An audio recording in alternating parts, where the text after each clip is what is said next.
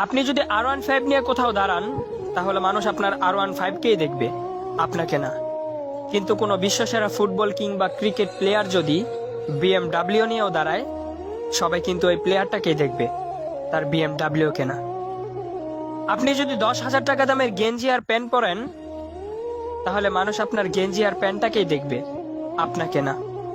আর ওই প্লেয়ারটা যদি 50 টাকা দামের গেঞ্জিও পরে, তাহলে কেউ তার গেঞ্জিটাকে দেখবে না, সবাই কিন্তু ওই প্লেয়ারটাকেই দেখবে।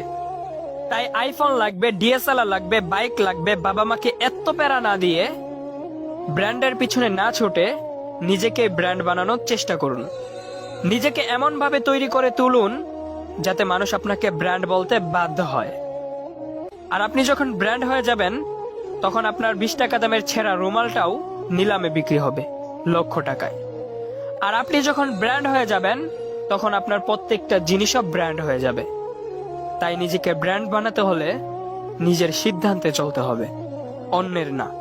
আর একটা কথা মনে রাখবেন, জ্ঞান অনেকেই দিবে, কিন্তু আল্লাহ ছাড়া সঙ্গ কেউ দিবে না।